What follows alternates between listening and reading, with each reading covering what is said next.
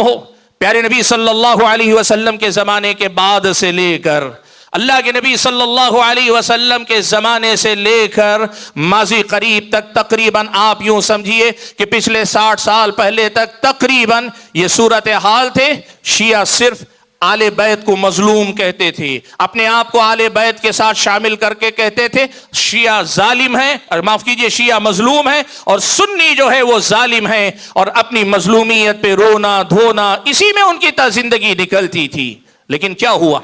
Khomeini اس دور میں جب آئے تو اس نے ایک نظریہ پیش کیا, ولایت فقیہ کا نظریہ. یہ ولایت فقیہ کے نظریے کا خلاصہ کیا ہے؟ شیعہ کا عقیدہ یہ تھا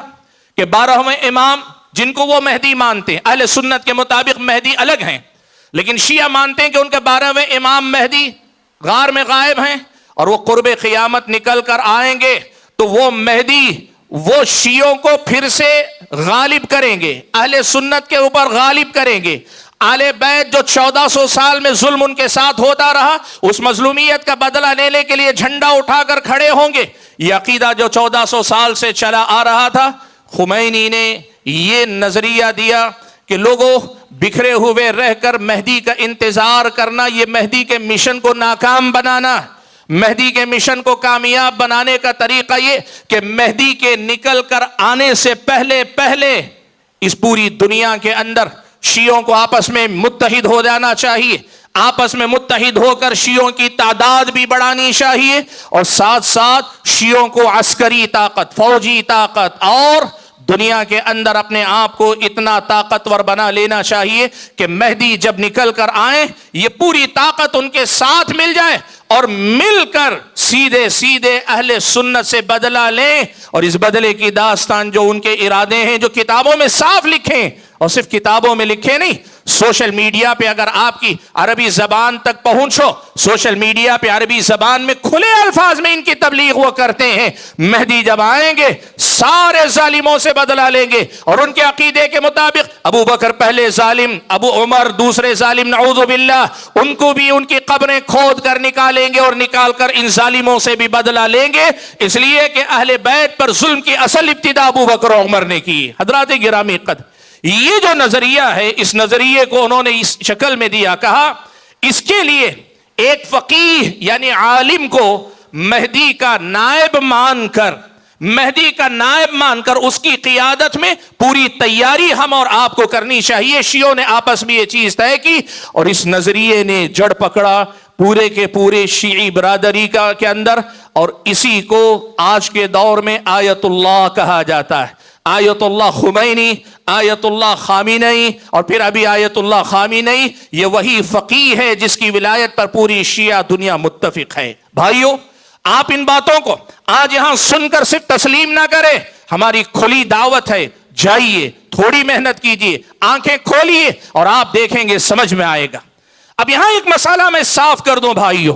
کیا ہوا اس کے بعد لوگوں نے سیدھے یہ کیا, اب اس ولی فقیہ جو ولایت کے مرتبے پہ ہے, ولی کا مطلب ہوتا ہے وہ جو والی ہے یعنی ذمہ دار ہے پوری شیعی برادری کا, سارے دنیا کے شیعہ اسے رہبر اعظم مانتی ہے, اپنا, ساری دنیا مانتی ہے وہ اپنا. اور رہبر اعظم کا مقصد کیا, آپ کیا سمجھتے ہیں, وہ اسلام کے غلبے کے لیے کام کریں گے؟ کبھی نہیں. ان کا مسئلہ صاف ہے, وہ رافضیت اور شیعیت کے غلبے کی بات کر رہے ہیں, گرچہ وہ آپ کے سامنے اسلام کا نام لیتے ہیں, لیکن اسلام وہ جو رافضی اور شیعی. سنیے بات. اب اس کے بعد باقاعدہ, چونکہ خود ایران ایک سنی ملک تھا, سنی ملک اپنی تاریخ میں ان کی محنتوں کوششوں کے نتیجے میں جو شیعہ ہوا, یا شیعوں نے غلبہ حکومت پہ پانے کے بعد سنیوں کو وہاں ایک طرح سے کھدیڑ کر پوری طرح شیعیت کا غلبہ پا لیا. آج آپ کو شاید یہ بات معلوم نہیں, یہ ایک اصطلاح ہے عربی میں, اس کو تصدیر الثورہ کہتے ہیں. ریولوشن جو 1970 پر 1979 میں انقلاب ایران کے اندر آیا, اس کو ایکسپورٹ کرنا, یعنی سارے مسلم ممالک کے اندر کوشش کرنا کہ ہر جگہ وہاں کے حکمرانوں کے خلاف بغاوت کر کے شیعی حکومت قائم کی جائے. اور اس مقصد کے لیے باقاعدہ ایرانی حکومت مستقل کام کرتی ہے. یہ جتنی ملیشیات آپ کو ملتے ہیں یہ جتنے آس پاس کے ممالک کے اندر جو عسکری تنظیمیں ہیں وہ بھی، اور ان کے ساتھ ساتھ سازشوں کا بڑا لمبا سلسلہ ہے۔ میں آپ کو بتانا کیا چاہ رہا ہوں، رافضیوں نے